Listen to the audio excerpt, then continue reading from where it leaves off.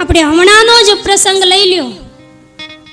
કળિયુગની અંદર થોડા જ સમય પહેલા બગદાણામાં બજરંગદાસ બાપા થયા.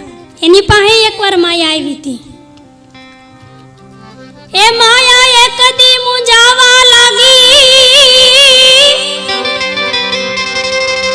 અને આવી બજરંગની પાસ.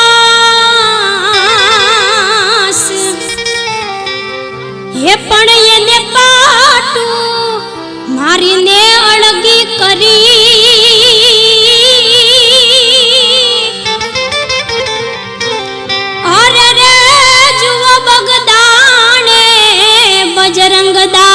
બજરંગદાસ એને પાટું મારીને અળગી કરી.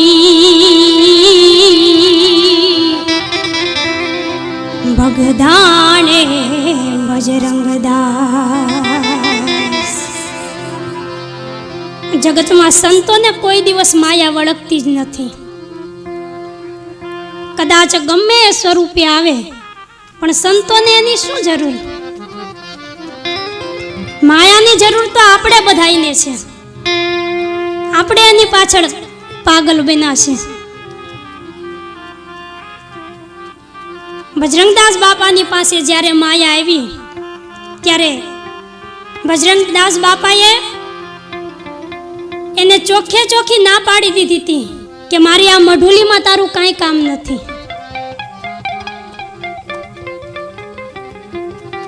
એ સુંદર રૂપ શણગાર સજીને રૂમઝુમ કરતી આવી છે. સુંદર રૂપ શણગાર સજીને રૂમઝુમ કરતી આવી છે.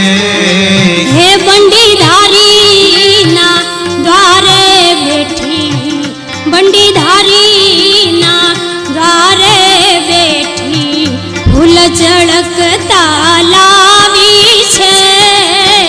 બંડીધારીને દ્વારે બેઠી ફૂલ ઝળકતા લાવી છે.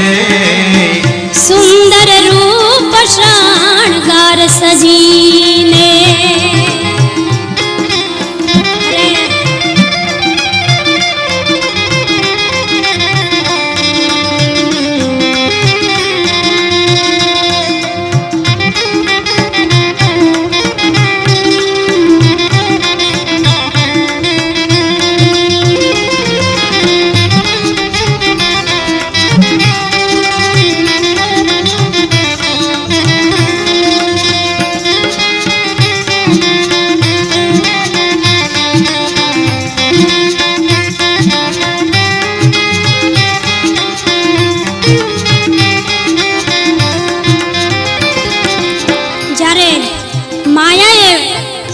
બજરંગદાસ બાપાની પાસે આવી ત્યારે બજરંગદાસ બાપા એને પૂછવા લાગ્યા છે, કોના ઘરના ક્યાંથી આવી આ ઝૂંપડીએ સિદ્ધ આવી.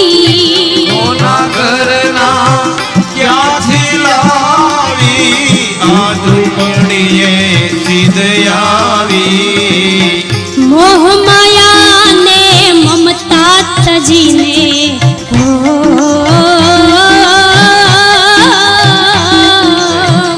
મોહ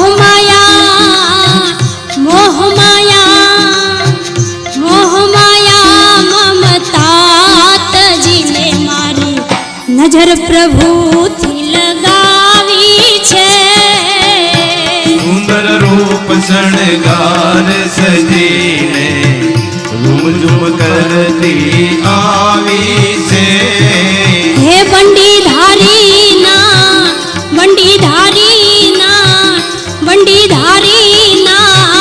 દ્વારે ઊભી ફૂલ ઝળકતા લાવી છે. બંડીધારીના દ્વારે ઊભી ફૂલ ઝળકતા લાવી છે. સુંદર રૂપ શણગાર સજી.